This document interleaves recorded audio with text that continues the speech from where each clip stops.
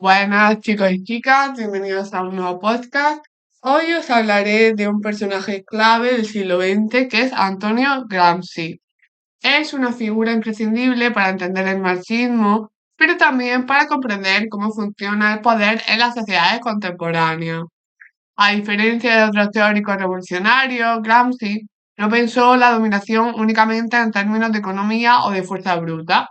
Su gran aportación fue demostrar que el poder se sostiene sobre todo en la cultura, en la idea, en las creencias y en aquello que las personas consideran normal o natural. Para llegar a esta conclusión, su propia vida fue decisiva, una vida marcada por la pobreza, la enfermedad, la marginación y finalmente la prisión. Gramsci nació el 22 de enero de 1891 en Ales, pequeño pueblo de la isla de Cerdeña, una de las regiones más pobres y olvidadas de Italia. Cerdeña no solo estaba económicamente atrasada respecto al norte industrial del país, sino que además sufría una fuerte subordinación política y cultural. Desde muy temprano vivió lo que significaba pertenecer a una periferia, a un territorio que no decide su propio destino y que es visto como inferior por el centro del poder. Esta experiencia marcará profundamente su pensamiento posterior sobre las clases subalternas y la desigualdad estructural. Su infancia estuvo lejos de ser fácil. Su padre fue encarcelado por motivos administrativos, lo que dejó a la familia en una situación de extrema precariedad. A esto se sumaron los graves problemas de salud que arrastró desde niño. Una enfermedad ósea le provocó una deformación en la columna vertebral, dolores constantes y una fragilidad física que lo acompañó toda su vida. Esta condición no solo afectó a su cuerpo, sino también a su carácter. Fue un niño introspectivo, lector incansable, profundamente sensible a la injusticia y al sufrimiento humano. A pesar de las dificultades, destacó por su brillantez intelectual. En 1911 consiguió una beca que le permitió abandonar Cerdeña y trasladarse a Turín, una de las ciudades más importantes del norte de Italia. Este cambio fue radical. Turín representaba lo opuesto a su tierra natal. Era como una industria pesada, con fábricas, obreros organizados, sindicatos y conflictos sociales constantes. Allí Gramsci entró en contacto directo con la clase obrera e industrial, una experiencia que transformó por completo su visión del marxismo. En la universidad estudió filosofía y lingüística, pero pronto se volcó al periodismo político y a la militancia socialista. No le interesaba un marxismo abstracto ni académico.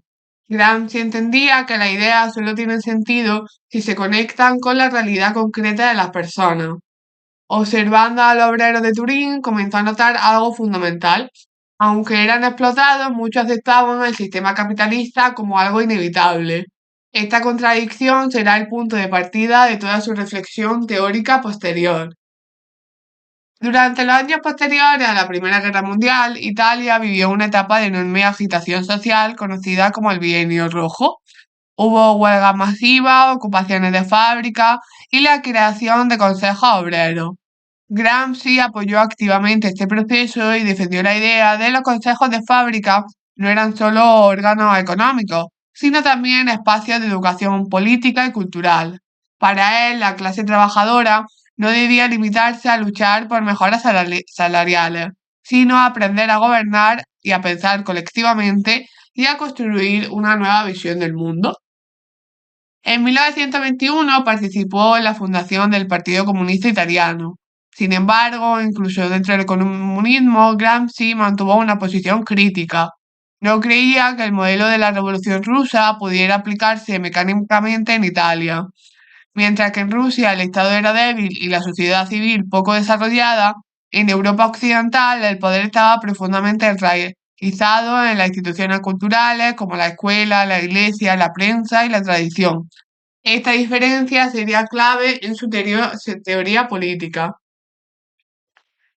El ascenso del fascismo de Mussolini cambió radicalmente el panorama político italiano. En 1926, Gramsci fue arrestado y condenado a una larga pena de prisión. Durante el juicio, el fiscal pronunció una frase que sería célebre: Hay que impedir que este cerebro funcione durante 20 años.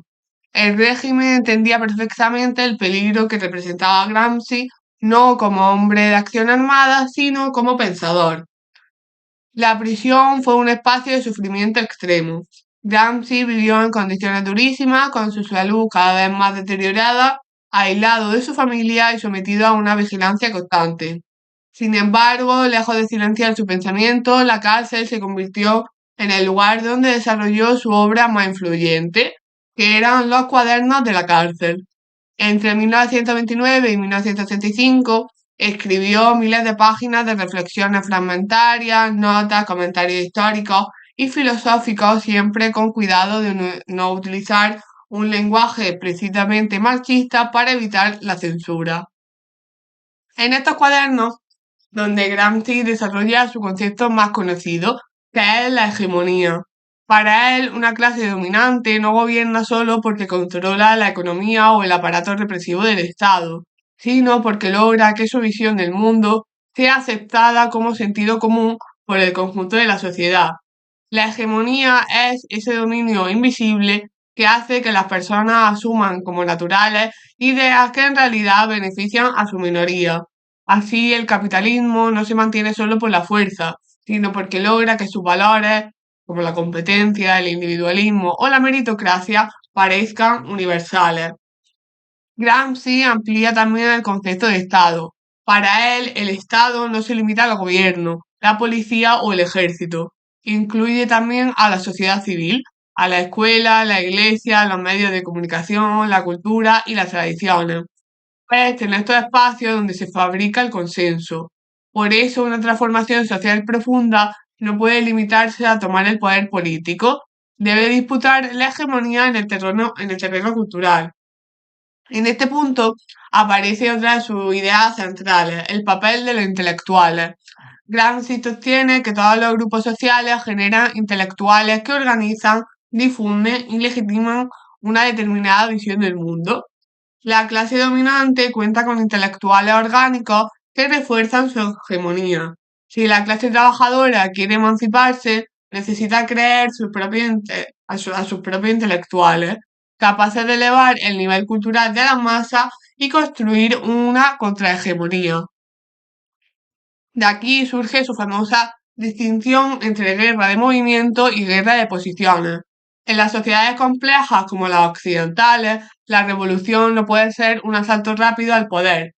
Debe ser una lucha prolongada, paciente, en el terreno de la idea, la educación, la cultura y la organización social. La transformación es lenta pero profunda. Gramsci murió en 1937, poco después de ser liberado por razones de salud. No vio el impacto que tendrían sus ideas décadas después. Hoy en día su pensamiento es fundamental para entender cómo operan los medios de comunicación, cómo se construye el contexto político y por qué las desigualdades persisten y qué papel juega la cultura en la dominación social. En conclusión, Antonio Gramsci nos enseñó que el poder más eficaz es aquel que no necesita imponerse por la fuerza, porque vive en la forma en que pensamos, hablamos y entendemos el mundo. Su legado sigue siendo una invitación permanente a cuestionar lo que parece natural y a comprender que toda hegemonía puede ser disputada. Y hasta aquí llega el podcast de hoy, espero que os haya gustado y nos vemos en el siguiente. Chao.